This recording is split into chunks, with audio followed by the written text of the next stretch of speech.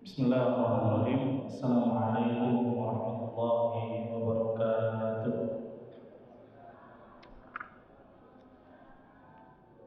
Alhamdulillah nahmaduhu wa nasta'inuhu wa nastaghfiruh wa na'udzu billahi min shururi anfusina wa sayyiati a'malina man yahdihillahu fala mudilla lahu wa man yudlil fala hadiya lahu.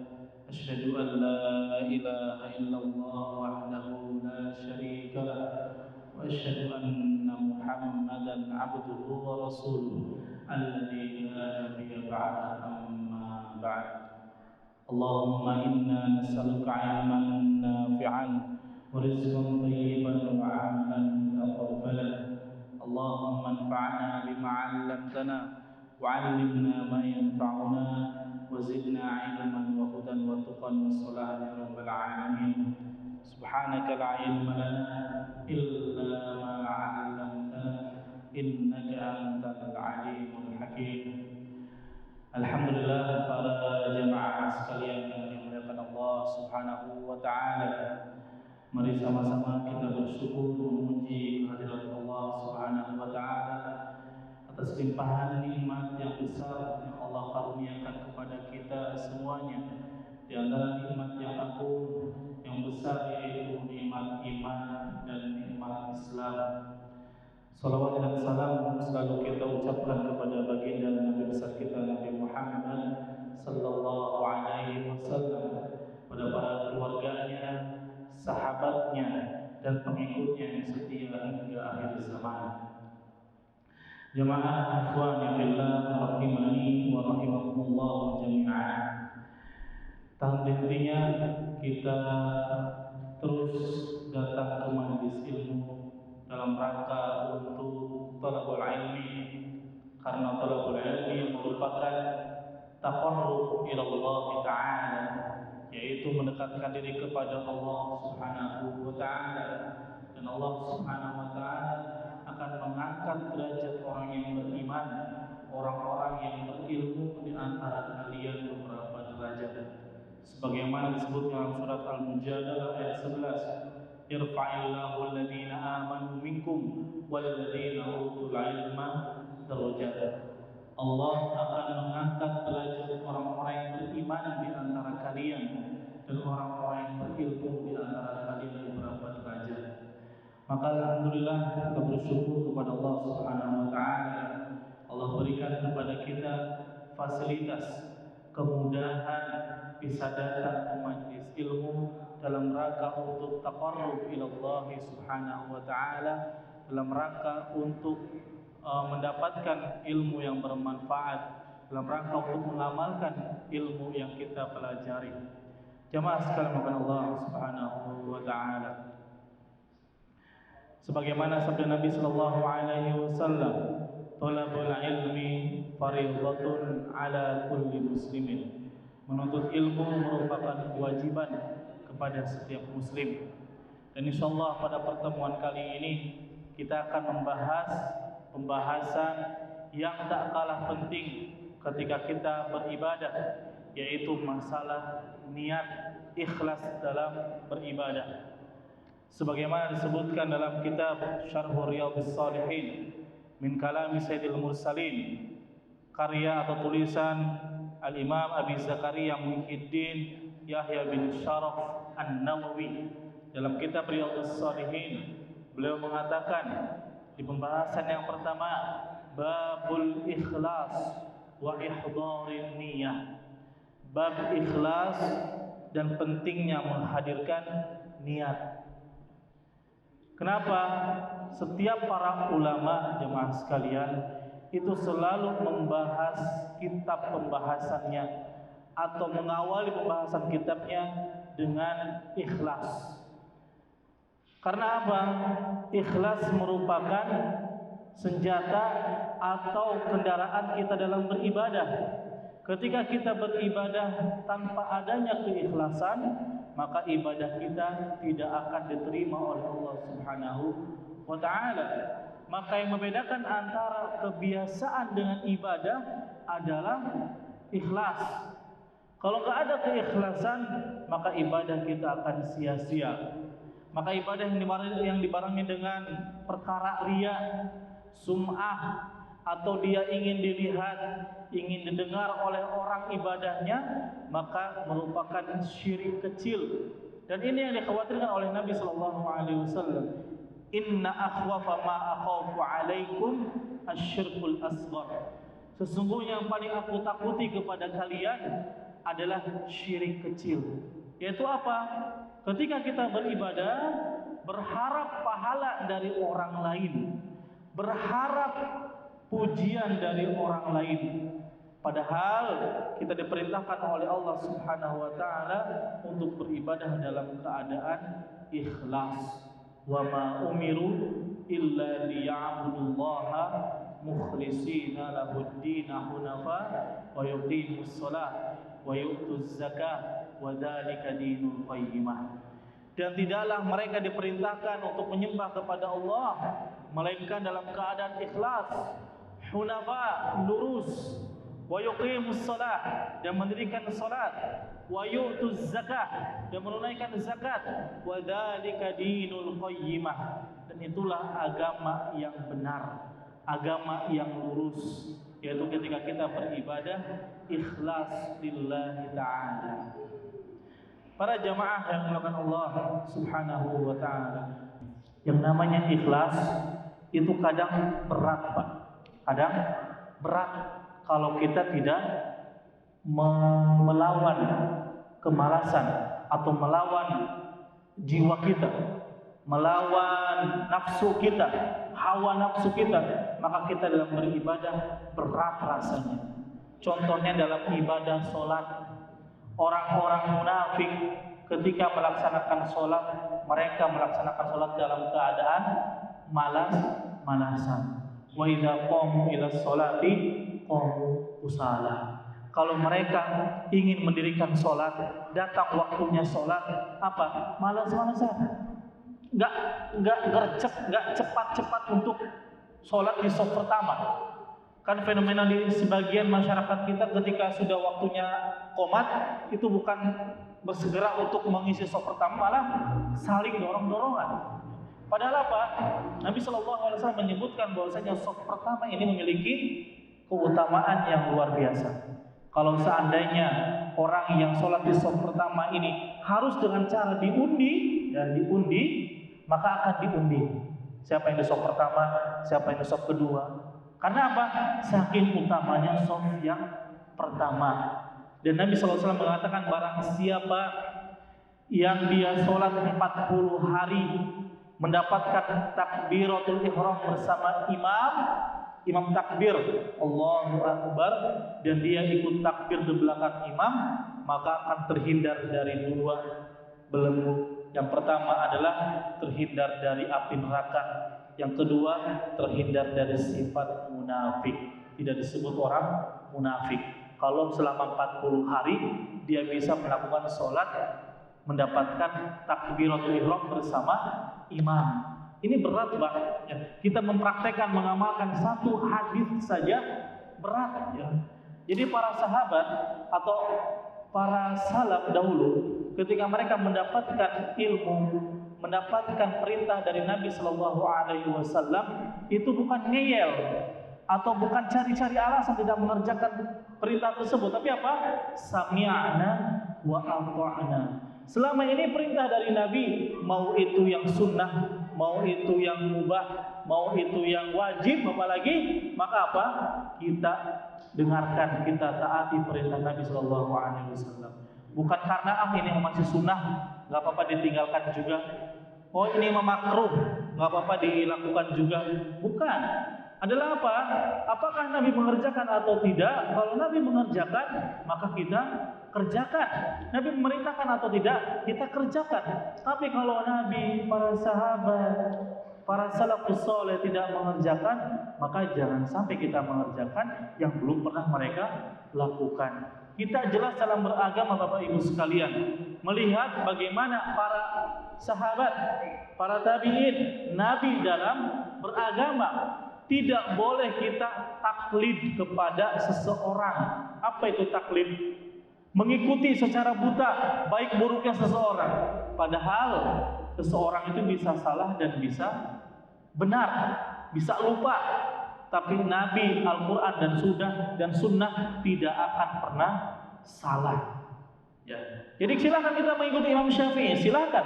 Tapi kalau ada perkataan Imam Syafi'i yang menyelisihi Al-Quran dan Sunnah, maka kita tinggalkan perkataan tersebut. Kalau dalam masalah fikih, kita boleh berbeda pandangan. Ya. Ada yang kunut, ada yang tidak kunut, monggo silakan. Ada yang baca bismillah, ada yang tidak baca bismillah, silakan. Karena itu masalah khilaf fikih. Tapi kalau masalah akidah, kita tidak boleh berbeda. Kalau dia mengatakan rukun iman kami ada 7 contohnya, maka apa? Kita tidak bisa toleransi di situ, tidak bisa menerima. Tapi kalau dia mengatakan rukun iman 6, rukun Islam masih 5 contohnya, kita boleh toleransi dalam masalah fikih. Maka pentingnya kita belajar para jamaah sekalian dalam masalah perbedaan fikih luas. Ketika kita menyelami satu permasalahan fikih saja, fikih Imam Syafi'i, berapa banyak perkataan mereka beliau. Kita menyelami fikih Imam Malik, Imam Abu Hanifah, Imam Ahmad bin Hanbal, masya Allah luas sekali ilmu fikih mereka. Makanya kita pelajari sebagian dari karya para ulama, diantaranya ini dalam kitab Riyadhus Shalihin karya Al-Imam An-Nawawi. Dan Al-Imam An-Nawawi ini beliau merupakan madhabnya madhab Asy-Syafi'i. Jamaah Allah Subhanahu wa ta'ala. Dalam Al-Quran disebutkan tadi, wa ma umiru illa liya'budullaha mukhlishina lahuddin. Tidaklah mereka diperintahkan untuk beribadah kepada Allah melainkan dalam keadaan ikhlas. Nah, ibadah itu harus ada 3 hal. Dalam niat harus ada 3 hal. Yang pertama adalah niyatul ibadah, niat dalam beribadah. Yang kedua, wa niyatul antakuna lillah, niat harus karena Allah. Yang ketiga adalah wa niyatul annahu qama biha imtithalan li amrillah. Dia melakukan niat itu karena apa? Dalam rangka untuk melakukan apa yang diperintahkan oleh Allah Subhanahu wa ta'ala. Jadi kita beribadah itu mengerjakan apa yang diperintahkan Allah. Karena ibadah hukum asalnya adalah apa? Haram. Ya. Kita beribadah hukum asalnya adalah haram. Gak boleh kita beribadah kecuali ada dalil yang memerintahkan kita untuk melakukan ibadah tertentu, baru kita lakukan. Kalau tidak ada, maka tidak boleh kita membuat perkara-perkara yang baru dalam ibadah. Ada sebagian orang yang kadang salah kaprah dalam memahami perkara bid'ah. Bid'ah itu apa? Sesuatu yang baru dalam ibadah, yang belum pernah dicontohkan oleh Nabi Shallallahu Alaihi Wasallam. Ini bid'ah. Tapi kalau speaker, kalau ke Mekah menggunakan pesawat, ini bukan bid'ah dalam agama. Kalau dalam urusan duniawi kita lebih tahu. Kata Nabi Shallallahu Alaihi Wasallam, wa antum a'lamu bi umuri dunyakum. Kalian lebih tahu tentang urusan dunia kalian. Kalau dalam urusan duniawi silahkan kita menciptakan hal-hal yang baru, fasilitas yang baru, inovasi. Tapi kalau dalam masalah ibadah, dalam masalah Islam, tidak boleh kita menciptakan ibadah-ibadah yang baru. Maka Imam Malik mengatakan, barang siapa yang menambah dalam ibadah perkara yang baru, maka dia telah mengatakan secara tidak langsung bahwasanya Muhammad telah mengkhianati risalahnya. Barang siapa yang mengerjakan perkara-perkara baru dalam hidupnya, maka dia telah mengatakan secara tidak langsung Muhammad telah mengkhianati risalah kenabiannya. Jamaah yang dimuliakan Allah Subhanahu wa ta'ala. Ini perkara niat. Maka dalam kitab-kitab apapun, ketika kita lihat, yang pertama kali dibahas adalah pentingnya niat. Karena niat ini bisa merusak ibadah yang berat, ibadah yang besar, capek dalam beribadah, hilang gara-gara niat. Makanya para ulama mengatakan yang lebih saya sering perhatikan adalah masalah niat, ya. Karena takut saya ibadah ternyata niat saya melenceng, ya. Karena ada amal ibadah yang besar hancur atau menjadi kecil gara-gara niatnya kecil. Ada ibadah yang kecil tapi niatnya besar, maka pahalanya pun akan besar. Ini yang membedakan antara kebiasaan dengan ibadah. Kebiasaan kita bisa menjadi bernilai pahala ibadah ketika kita niatkan untuk Allah Subhanahu wa ta'ala. Contoh, kita makan dan minum. Ini kan perkara yang mubah, yang biasa, tidak ada pahala apa-apa. Tapi kalau kita niatkan makan dan minum kita dalam rangka untuk menjadikan energi dalam beribadah kepada Allah, maka makan dan minum kita akan bernilai pahala di hadapan Allah Subhanahu wa ta'ala. Tapi kalau karena biasa aja kita makan dan minum, maka apa? Tidak akan mendapatkan pahala apa-apa. Jemaah Allah Subhanahu wa ta'ala. Ini, jadi ibadah yang tadi kita sebutkan, ada ibadah jasad, ibadah badan kita yang gerak, yang ketahuan adalah jasad kita bergerak dalam beribadah. Ada ibadatul lisan, yaitu dengan menggunakan lisan. Contohnya tadi adalah apa? Zikir. Ini ibadah lisan. Maka kata Nabi sallallahu alaihi wasallam, kalimatani khafifatani 'alal lisan, thaqilatani fil mizan, habibatani lir rahman, subhanallah wa bihamdihi, subhanallahil azim. Ada dua kalimat kata Nabi sallallahu alaihi wasallam, ringan diucapkan oleh lisan, tapi apa? Berat dalam timbangan, dan dia dicintai oleh Allah Subhanahu wa taala. Apa dua kalimat ini? Subhanallah wa bihamdihi, subhanallahil azim. Ini dua kalimat ringan, Pak. Tapi apa? Kadang kita lupa, kadang kita lalai, pelit lisan ini dalam berzikir. Padahal apa? Nabi SAW memberikan kepada kita kabar gembira yang Masya Allah ringan. Zikir itu salah satu atau satu-satunya ibadah yang tidak harus kita menghadap ke kiblat, yang tidak harus kita berwudu, ya. Zikir di mana saja kita boleh berzikir kecuali di kamar mandi. Kita keluar berzikir, kita sedang naik motor contohnya berzikir, dan itu yang akan kita dapatkan pahalanya daripada kita bengong, daripada kita mengucapkan kalimat kata-kata yang tidak pantas. Maka apa? Berzikir. Wadzakirinallaha katsiran wadzakirat. Orang-orang yang banyak mengingat Allah dari laki-laki dan dari perempuan. Orang-orang munafik, yang membedakan antara mereka dengan orang mukmin adalah berzikir. Orang munafik, mereka berzikir kepada Allah, tapi apa? Sedikit. Orang mukmin banyak berzikir, banyak ingat kepada Allah. Makanya ibadah ada zikir sobah, azkarus sobah, ada azkarul masa, zikir pagi, zikir petang, azkar ba'da sholatil fardhah, zikir setelah sholat 5 waktu. Ini semuanya ibadah-ibadah lisan yang mengajarkan kepada kita untuk menggunakan lisan ini dengan baik. Ya, Rabbi shrah li sadri wa yassir li amri wahlul 'uqdatam min lisani. Ya Allah, hilangkanlah ikatan yang ada dalam lisanku. Agar apa? Agar mudah dalam mengucapkan kebaikan, agar mudah dalam berzikir. Kita punya lisan ini akan dipertanggungjawabkan di hadapan Allah. Lisannya dipakai untuk apa? Karena lisan ini, dengan lisan bisa menghancurkan suatu kaum. Dengan lisan bisa menjadikan dua orang saling bertengkar. Maka dalam hadis disebutkan ada 3 orang yang nanti akan diazab di dalam kubur. Di antaranya adalah yang pertama karena dosa ghibah. Dosa ghibah, sering mengungkapkan atau membicarakan aib seseorang, ya, dosa seseorang, kekurangan seseorang.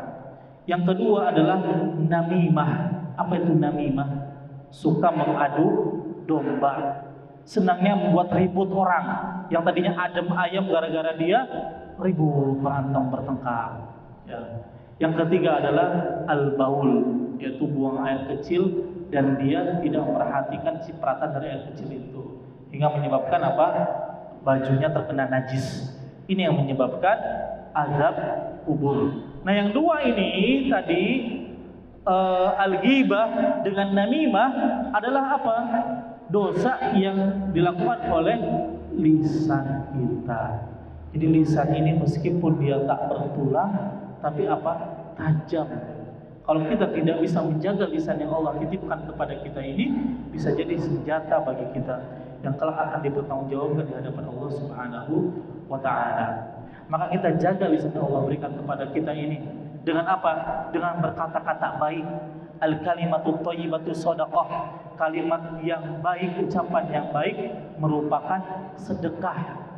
Maka seorang muslim lisannya jauh dari kata-kata kotor, jauh dari hewan-hewan dia sebutkan, jauh dari kata-kata yang keji, kata-kata yang jorok. Ya. Sekarang na'udzubillah, Pak. Sebagian anak-anak muda itu, anak-anak kecil SMP, SMA, itu apa? Sebagian mereka enggak mudah untuk mengucapkan kata-kata kasar, malah namanya diganti kalimatnya, diselewengkan, tapi maknanya ke situ. Dan ini sama perkataan yang kasar, tidak mencerminkan hatinya. Kalau seseorang perkataannya kasar, berarti hatinya pun sama. Ya. Maka kita jaga lisan yang Allah titipkan kepada kita ini agar menjadi senjata kebaikan untuk kita di dunia dan di akhirat. Kalau kita tidak bisa mengucapkan kalimat yang baik, minimal diam agar tidak mengucapkan kalimat yang buruk. Kalau kita tidak bisa mengajak orang dengan lisan kita, ya minimal diam ya, agar tidak mengucapkan kalimat yang buruk. Dan lisan ini, Bapak Ibu sekalian, sudah tergantikan posisinya di zaman sekarang, apalagi di zaman media sosial, dengan komentar-komentar. Lisannya diam, tapi tangannya ngetik komentar sesuatu yang kasar, contohnya sesuatu yang menjelekkan orang lain, mengumbar aib orang lain, itu sama hukumnya seperti lisan. Maka para ulama membuat kaidahnya apa? Al-kitabu kal khitab. Ini kaidah dalam usul fikih. Al-kitabu kal khitab. Kitab ini seperti ucapan. Ya. Para ulama nih, Imam Nawawi, beliau sudah wafat, tidak ada.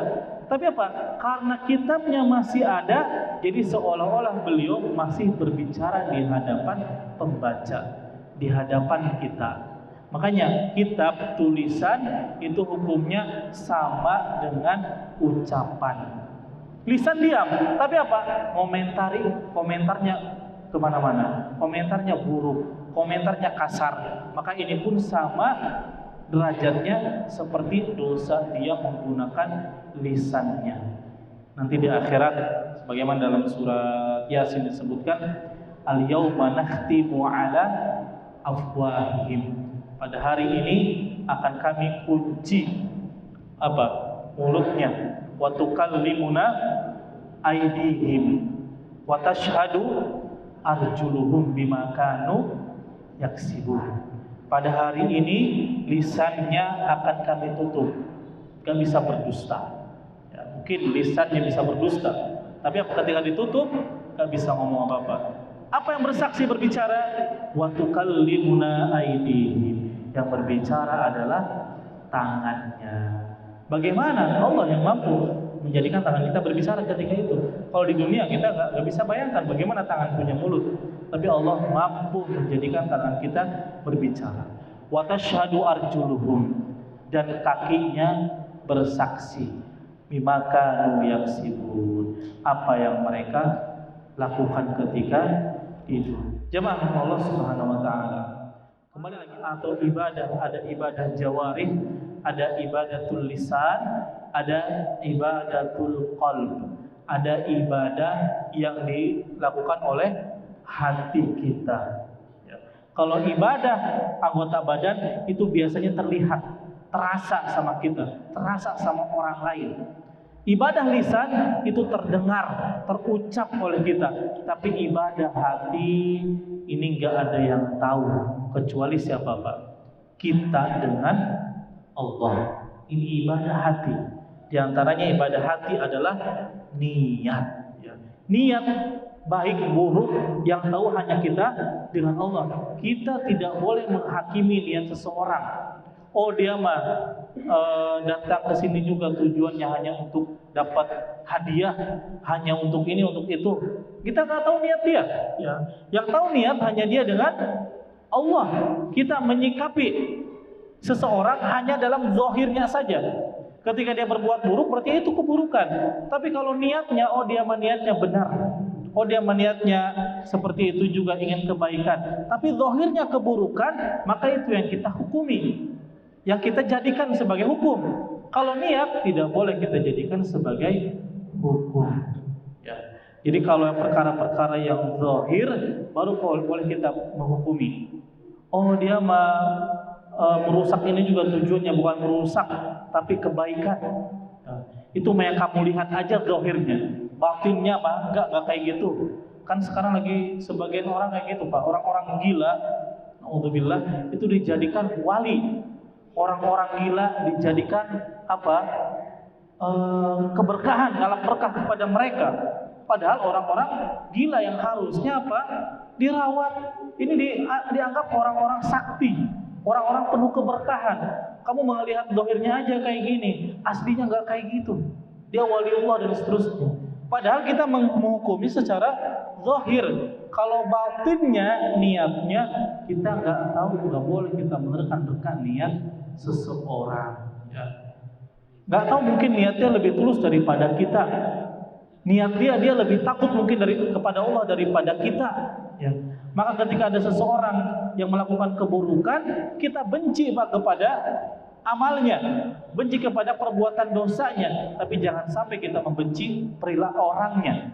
Siapa tahu nanti di akhir hayatnya dia lebih bertaubat dibandingkan kita. Ya. Jadi kalau ada ahli maksiat yang masih bermaksiat, kita benci pada perbuatannya, jangan benci kepada orangnya. Di akhir hayat mungkin orang ini lebih taubat daripada kita, amal ibadahnya lebih diterima oleh Allah daripada kita. Mungkin ketika dia sedang sendirian nangis derai air mata, kita nggak pernah nangis karena hati kita keras, ya. Hati kita jauh dari Allah. Tapi dia walaupun terlihatnya kasar contohnya, tapi ternyata ibadahnya kuat. Maka ibadah hati ini penting, diantaranya adalah husnudzon. Kita berprasangka baik kepada sesama kaum muslimin, ya, sama orang-orang yang beriman. Jangan dikedepankan sifat suudzon. Karena kata Nabi sallallahu alaihi wasallam, iyyakum wadzon fa innahu akdzabul hadits. Awas, hindarilah sifat suudzon karena itu seburuk-buruk perkataan. Kita jangan menerka-nerka, mengira-ngira oh dia makanya kesini, oh dia makanya seperti ini. Gak benar, gak ikhlas, bukan lillahi ta'ala. Itu urusan dia dengan Allah subhanahu wa ta'ala. Yang akan ditanyakan oleh Allah bukan amalan dia nanti, adalah amalan kita. Kita gak ditanya tentang amalan orang Pak.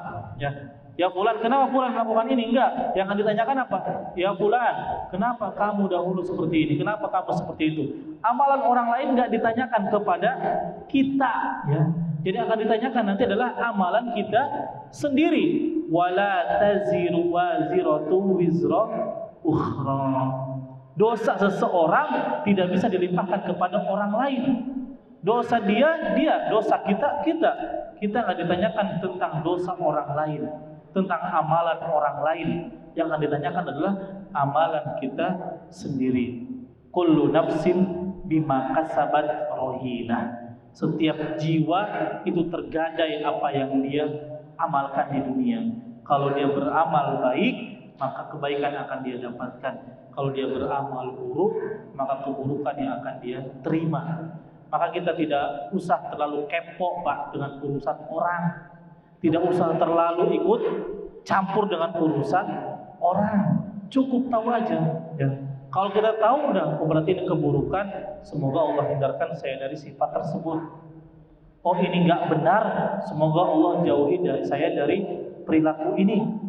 Karena apa? Kalau tadi dosa ghibah ini sering mengucapkan, menceritakan aib seseorang, bisa menimbulkan rasa benci dalam diri kita. Kalau terus-terusan diungkapkan, diceritakan, yang tadinya kita nggak tahu keburukan saudara kita, jadi tahu. Padahal kita pun sama, orang yang penuh dengan keburukan, orang yang penuh dengan cacat, orang yang penuh dengan kekurangan.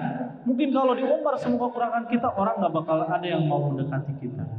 Maka kata para ulama, kalau seandainya dosa yang kita kerjakan, dosa yang dikerjakan seseorang ini akan menimbulkan bau, mungkin orang-orang nggak bakal mau mendekati kita karena banyaknya dosa yang kita lakukan.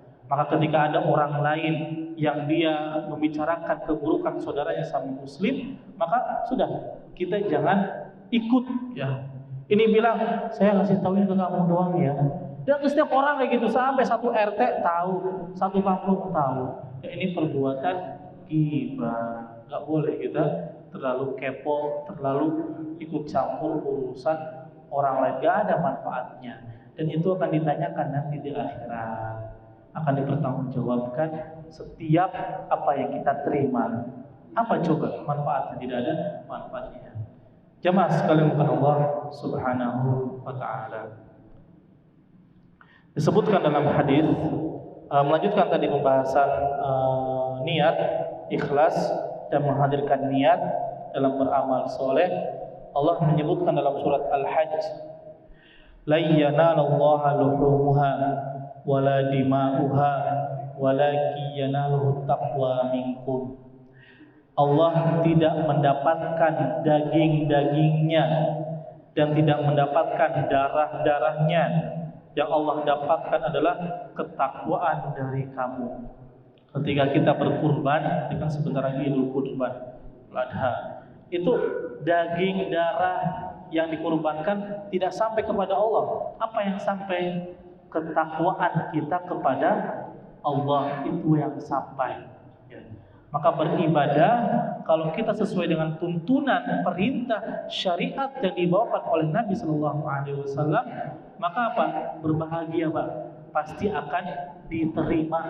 Ibadah kita ikhlas, mengikuti petunjuk Nabi dan tidak berbuat syirik, maka ibadahnya diterima. Tapi kalau ibadah tidak ada syarat ini, tidak ada 3 syarat ini, nggak ada ikhlas. Dia ibadah capek tapi terpaksa. Ya, hanya urusan dunia, hanya untuk dunia. Dia baca Al-Quran karena dibayar sama orang buat baca seminggu, sebulan contohnya. Itu nggak ada mendapatkan pahala apa-apa. Dan ini yang disebutkan orang-orang yang menjual ayat-ayat Allah dengan harga yang murah. Ada sebagian orang kan disuruh membaca Al-Quran untuk mayit selama sebulan, dikasih duit berapa gitu. Nah, ini termasuk orang-orang yang membeli ayat-ayat Allah dengan harga yang murah. Dia niatnya bukan untuk beribadah, tapi untuk apa? Mendapatkan duniawi. Baik, yang kedua adalah mengikuti petunjuk perintah Nabi Sallallahu Alaihi Wasallam. Wa ma umiru illa liya'budullaha mukhlishina lahuddin. Disebutkan pula, laqad kana lakum fi rasulillahi uswatun hasanah. Maka telah ada pada diri Nabi Sallallahu Alaihi Wasallam uswatun hasanah, contoh yang baik bagi kita. Jamaah yang dimuliakan Allah Subhanahu wa taala.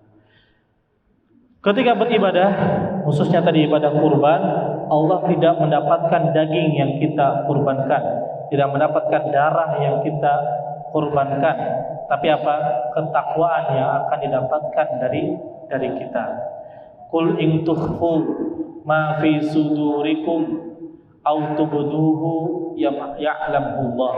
Katakanlah apa yang kalian sembunyikan di dada-dada kalian atau kalian tampakkan pada amalan kalian, ya'lamullah. Allah pasti tahu. Amalan kita yang kita sembunyikan itu pasti Allah akan tahu ya. Makanya amalan yang ikhlas itu di antara caranya adalah disembunyikan di khalayak manusia, di depan manusia. Ketika ada amalan seperti sebagaimana amalan sedekah sir itu yang akan menolong kita ketika di akhirat. Ada 7 golongan yang bakal Allah naungi kelak di padang mahsyar. Di padang mahsyar kan orang dikumpulkan dalam satu tempat. Dari awal penciptaan Nabi Adam sampai akhir penciptaan manusia, semua orang dikumpulkan, baik orang Indonesia, orang Arab, orang Amerika, orang Afrika, semua dikumpulkan dalam satu tempat. Dan matahari 1 mil jaraknya dengan kita, itu terasa panas sekali. Butuh payung, Pak. Butuh naungan, butuh tempat buat berteduh. Ya. Kalau orang sekarang mau melaksanakan ibadah haji, itu butuh payung, ya, karena panas. Di Arafah, di Muzdalifah, di Mina, ya. Butuh naungan. Nah, ketika di padang mahsyar lebih panas daripada di dunia. Sampai disebutkan bahwasanya orang itu keringatnya sampai lutut, keringatnya sampai mata kaki, sampai betis, sampai lutut, sampai pusar, sampai dada, sampai menutupi dirinya. Karena apa? Saking panasnya dia di tempat tersebut, butuh naungan. Maka apa? Allah berikan 7 naungan kepada 7 orang. Sab'atun yudhilluhumullah fi yaumin la dhilla illa dhilluh. Ada 7 golongan yang Allah bakal naungi kelak di akhirat, yang tidak ada naungan kecuali naungan dari Allah Subhanahu wa taala. Di antaranya yang pertama adalah al-imamul adil, imam yang adil, pemimpin yang adil, tidak tidak zalim. Pemimpin adil ini bukan hanya pemimpin negara atau pemimpin daerah, tapi kita pun sebagai pemimpin di rumah tangga kita, di rumah tangga setiap orang sebagai pemimpin. Kullukum ra'in wa kullukum mas'ulun an ra'iyatihi. Setiap kalian adalah pemimpin dan setiap pemimpin akan dipertanggungjawabkan apa yang dia pimpin. Kita sebagai kepala keluarga contohnya bertanggung jawab kepada istri dan anak-anak. Kita sebagai kepala sekolah contohnya bertanggung jawab kepada sekolah yang kita emban, guru-guru, siswa dan seterusnya. Kita sebagai kepala desa contohnya bertanggung jawab kepada apa yang ada di daerah kita, di desa kita tersebut. Kullukum ra'in wa kullukum mas'ulun an ra'iyatihi. Ketika dia berbuat adil, maka apa? Allah akan naungi dia kelak di akhirat, di padang mahsyar yang panas tersebut. Selanjutnya adalah wa rajulun qalbuhu mu'allaqun bil masajid. Seseorang yang hatinya selalu terpaut, terikat dengan masjid. Maksudnya apa? Dia senang datang ke masjid, sholat 5 waktu di masjid. Pikirannya bagaimana bisa memakmurkan masjid. Pikirannya bagaimana bisa memakmurkan masjid dengan sholat 5 waktu, dengan datang ke majlis ta'lim. Pikirannya bagaimana bisa membaguskan masjid dengan ibadah kepada Allah Subhanahu wa ta'ala. Tidak jauh dari masjid. Ini orang yang akan Allah naungi kelak. Selanjutnya adalah diantaranya orang yang sedekah, tangan kanannya sedekah sampai-sampai tangan kirinya tidak tahu kalau dia bersedekah. Masya Allah. Maksudnya apa? Saking sembunyi-sembunyinya, tangan kiri aja nggak tahu kalau tangan kanan bersedekah. Maka dalam beribadah, ibadah yang diharapkan ikhlas adalah ibadah yang dikerjakan dengan sembunyi-sembunyi. Tapi kalau ibadah dipajang, ibadah dipamerkan di media sosial dan sekarang kan gitu. Orang sholat foto dan baca Quran di foto dan seterusnya. Ini akan mengurangi nilai pahala dia dalam beribadah. Pasti mengharapkan komentar, like dan seterusnya dari orang lain, ya. Karena sekarang zamannya media sosial. Orang ibadah, pergi haji, pergi umroh dan seterusnya, tujuannya itu untuk dilihat oleh orang lain.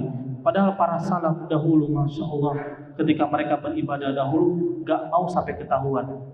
Sampai disebutkan bahwasanya Zainal Abidin, ya, cucunya Ali bin Abi Thalib, anaknya Husain, ya, itu apa beliau? Itu ibadah sirnya membagikan sembako kepada fakir miskin setiap malam. Ya. Dan itu nggak ketahuan kalau dia yang membagikan. Di depan pintu yang orang fakir, orang miskin, itu pasti ada sembako di depan rumahnya setiap hari, setiap pagi kalau pas dia buka pintunya. Dan nggak tahu siapa yang membagikan ini. Ketahuannya kapan? Ketika Zainal Abidin, ini cucunya Ali bin Abi Thalib, wafat. Kok beliau wafat? Nggak ada lagi orang-orang atau nggak ada lagi sembako di depan rumah saya atau orang-orang miskin. Ternyata setelah dilihat, pundaknya ada bekas bawa karung, bawa barang-barang seperti itu. Kapan dibagikannya? Ketika di malam hari. Orang sedang sepi, dia bagikan sedekah-sedekahnya. Dan ini amalan yang ikhlas. Amalan yang diterima oleh Allah Subhanahu wa taala. Yang tidak tahu antara kita hanya Allah yang tahu, orang lain tidak tahu. Makanya salat tahajud, ya, salat malam itu di antara amal ibadah yang kedudukannya tinggi setelah salat fardhu. Maka kata Nabi sallallahu alaihi wasallam, afdhalus salat ba'dal fardhu qiyamul lail.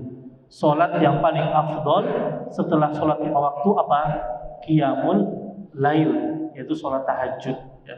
Kita kan sering, Pak, ya, sebagian kita atau kita lah secara umum ketika malam pasti Allah ngasih kode buat kita bangun.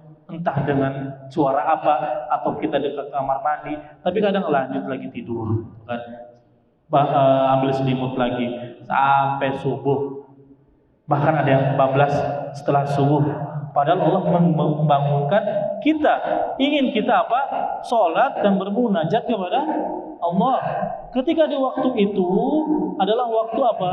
Waktu mustajab ketika berdoa. Kita minta apa saja Allah berikan. Kita memohon ampunan kepada Allah, Allah akan ampuni dosa-dosa kita. Makanya itu kekuatan energi positif rohani seorang muslim. Kata Nabi sallallahu alaihi wasallam, ya fulan, ya Abdullah, la takunu mithla fulan, kana yaqumul lail fatarakahu. Wahai Abdullah, jangan menjadi si fulan. Dahulu dia rajin sholat malam, tapi sekarang dia meninggalkan sholat malam tersebut. Ini nasihat Nabi kepada seorang sahabat. Bahwasanya apa? Jangan meninggalkan sholat malam. Kayak si fulan, dahulu rajin sholat malam, tapi apa? Dia tinggalkan sholat malam tersebut. Dan sholat malam bagi Nabi SAW wajib. Ya. Jadi kalau kita kan wajibnya sholat 5 waktu, tapi Nabi SAW ada kewajiban yang lain, itu apa? Sholat malam, qiyamul lail. Maka dalam hadis Aisyah disebutkan, Aisyah bertanya kepada Nabi SAW, ya Rasulullah, kenapa kau masih melakukan sholat malam sampai kakimu pecah-pecah, sampai kakimu bengkak, saking lamanya membaca Al-Quran ketika sholat malam, padahal dosa-dosamu telah diampuni oleh Allah Subhanahu wa ta'ala. Kenapa ibadah masih seperti ini? Kata Aisyah, padahal dosamu sudah diampuni, ya. Apa kata Nabi SAW?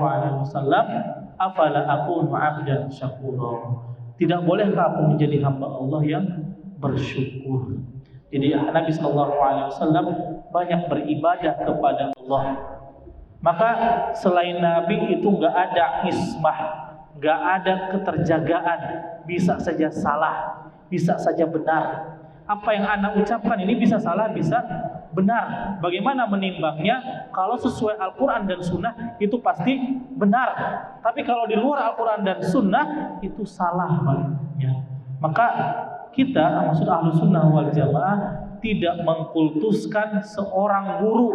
Guru bisa salah, bisa benar. Apa yang kita kultuskan adalah Al-Quran dan Sunnah. Ya. Seseorang bisa salah, bisa benar. Makanya kita harus banyak gurunya, ya. Banyak menimba ilmu dari orang-orang yang guru-guru yang benar, yang lurus, yang akidahnya benar.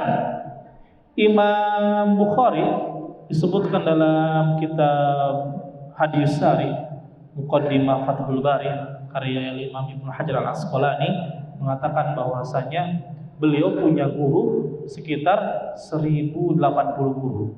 Itu Imam Bukhari. Makanya tak heran, Pak, kalau beliau Masya Allah keilmuannya, hadis yang beliau tulis itu semuanya sahih, ya. Hadis Bukhari ini semuanya sahih, nggak ada yang nggak sahih semua, ya. Kalau kita ingin pelajari, ingin menyelami bagaimana perkataan Nabi, maka bacalah, pelajarilah kitab Sahih Bukhari. Ya, kalau kita kurang Sahih Bukhari juga, maka pelajari Sahih Muslim. Ada kutubus sittah namanya, At-Tirmidzi, Ibnu Majah, An-Nasa'i, Musnad Imam Ahmad bin Hanbal, dan ulama-ulama yang lain. Ini perkataan Nabi Sallallahu Alaihi Wasallam. Imam Bukhari ini gurunya banyak, dan para ulama-ulama dahulu pun mereka gurunya lebih daripada 10. Imam Bukhari ada 1080 gurunya, masya Allah. Nah sekarang masya Allah kita udah zamannya media sosial, zamannya mudah dalam mendapatkan informasi. Kita cari cari ilmu-ilmu atau kajian-kajian yang disampaikan oleh guru-guru kita yang memang akidahnya benar, akidahnya lurus, bukan syubhat-syubhat, ya, bukan perkara-perkara bid'ah. Karena kalau kita nggak memfilter, nggak pilih-pilih, Pak, ya, yang mungkin terlihatnya oh ini kayaknya ustadznya perkataannya bagus, ternyata mengandung syubhat yang bisa melemahkan keimanan kita. Maka kita cari ustaz-ustaz yang pasti-pasti aja. Ketika kita mendengarkan sesuatu dari orang yang ilmunya atau syubhatnya besar, maka kita pun pasti akan terjerumus ke dalam syubhat tersebut. Ya. Karena agama ini, ya, karena ilmu ini adalah agama. Inna hadzal dinu, inna hadzal ilma dinun. Fangdur ahadukum amman ta'khuduna dinahu. Sesungguhnya ilmu ini, ilmu agama ini yang kita pelajari adalah bagian dari agama, bagian dari Islam. Maka lihatlah dari siapa kalian mengambil ilmu agama ini.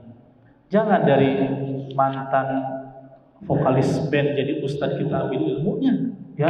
Karena apa? Beda casing dong. Sebagai orang sekarang ini pintar ngomong gitu kan, casingnya bagus, casingnya Islami, ternyata yang disampaikan adalah syubhat. Ini bisa apa? Membahayakan kita. Kita jelas mengambil ilmu dari yang keilmuannya benar. Dari mana dia belajar, dari siapa dia belajar, apa yang menjadi rujukan dia. Kalau hanya dongeng-dongeng orang-orang sufi, gak usah kita ambil ilmu dari orang-orang demikian. Jamaah sekalian Allah Subhanahu wa ta'ala.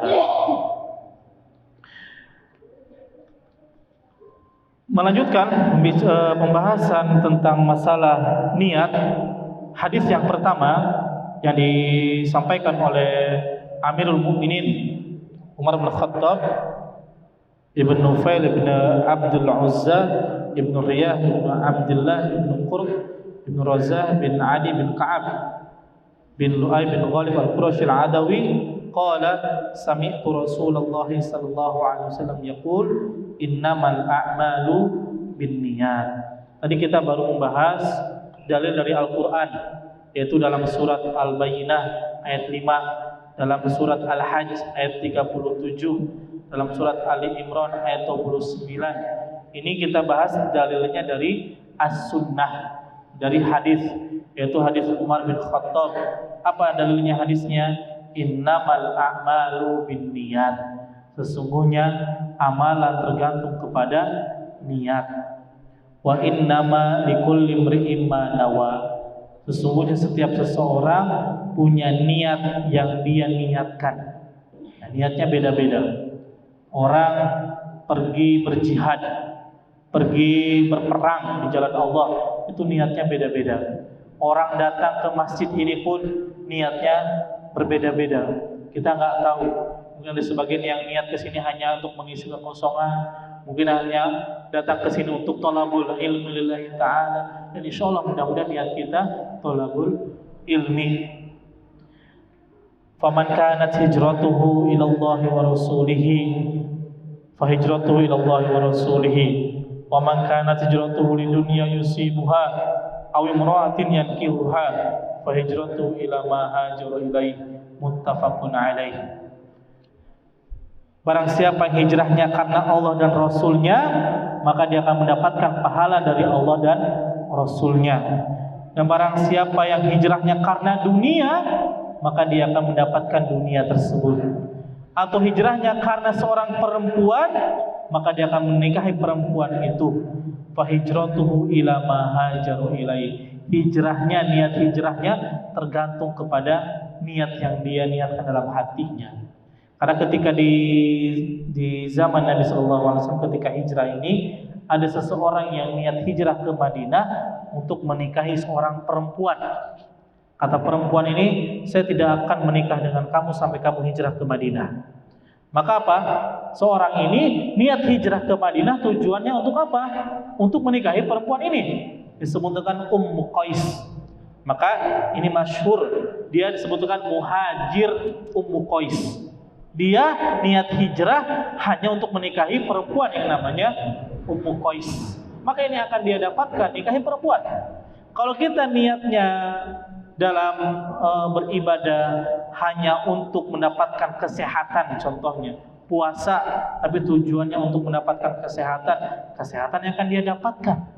Dia puasa mendapatkan pahala dari Allah, maka pahala dari Allah yang akan dia dapatkan. Tergantung niat yang kita inginkan. Dia hijrah tujuannya untuk bisnis, maka apa? Bisnis yang akan dia dapatkan, uang yang akan dia dapatkan. Maka hijrah terbagi dua kata para ulama. Yang pertama adalah hijratul makan, hijrah tempat, berpindah dari satu tempat ke tempat yang lainnya. Hijrah yang bernilai pahala tempat itu adalah ketika hijrah dari Makkah ke Madinah, ketika di zaman Nabi Shallallahu Alaihi Wasallam. Dan hijrah ini masih ada sekarang juga. Kita hijrah dari kebiasaan buruk menuju kebiasaan baik, ini pun hijrah. Hijrah dari tempat yang tadinya banyak pelaku maksiat, mungkin banyak kemaksiatan, kita hijrah lillahi ta'ala, maka Allah akan mengganti tempat yang lebih baik. Man taraka syai'an lillah awadallahu khairum minhu. Barang siapa yang meninggalkan sesuatu karena Allah, maka Allah akan ganti dengan sesuatu yang lebih baik. Ya. Kita hijrah dari yang hal buruk. Kita hijrah dari yang tadinya senang mendengarkan musik, hijrah mendengarkan Al-Quran. Kita hijrah yang tadinya tidak suka sholat, sering terlambat sholat atau menunda-nunda sholat, hijrah kepada rajin melakukan sholat. Ketika berkumandang azan, berkumandang datang tepat waktu, melakukan sholat rawatib selama sehari semalam 12 rakaat yang Allah akan berikan pahalanya rumah di surga. Kata Nabi SAW, barang siapa sholat sehari semalam 12 rakaat rawatib, maka Allah akan bangunkan baginya rumah yang ada di surga. Apalagi sholat sunnah qobliyah subuh. Apa kata Nabi SAW? Raka'atul fajri khairum minad dunya wa ma fiha. 2 rakaat sholat sunnah fajar itu lebih mulia, lebih baik daripada dunia dan seisinya. 2 rakaat fajar doang, Pak. Ya. Jadi kalau seseorang mempelajari ilmu ini dengan benar, ya, seseorang mempelajari ilmu ini sesuai dengan apa yang diucapkan oleh Nabi SAW, maka dia akan berubah. Yang tadinya dia malas menjadi orang yang rajin, yang tadinya dia kasar menjadi orang yang lembut, yang tadinya dia memutus tali silaturahim menjadi orang yang menyambungkan tali silaturahim, yang tadinya dia orang yang pelit, tidak mau berinfak sedekah, ketika tahu keutamaan berinfak bersedekah dan dia resapi ilmu itu dalam hatinya, dia berusaha mengamalkan, maka akan menjadi orang yang dermawan.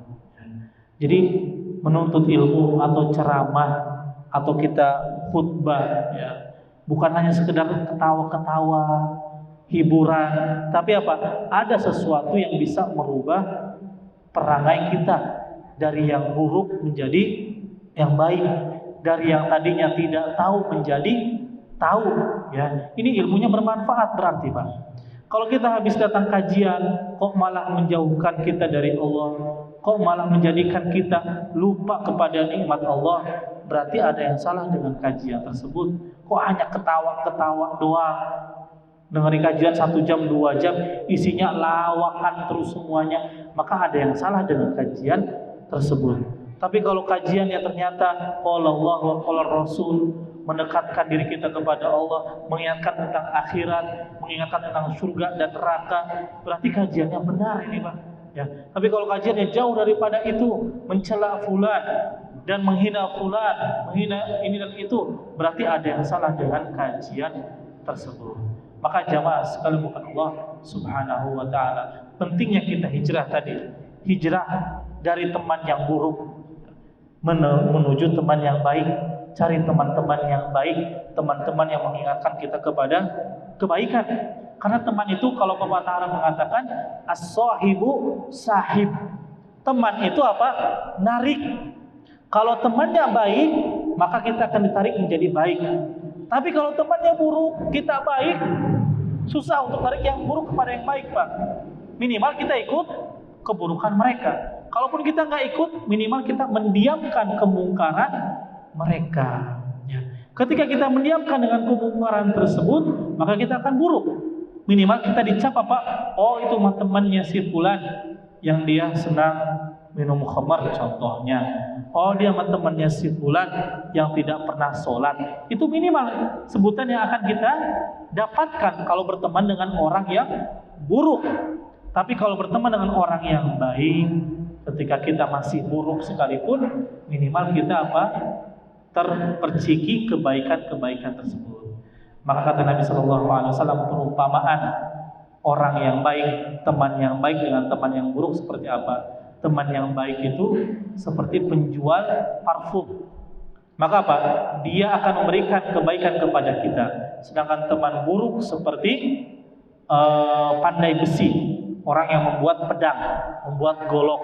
Minimal dia memberikan percikan api kepada kita. Maka pandai-pandailah kita dalam mencari teman. Agar apa? Agar kita tidak tersesat.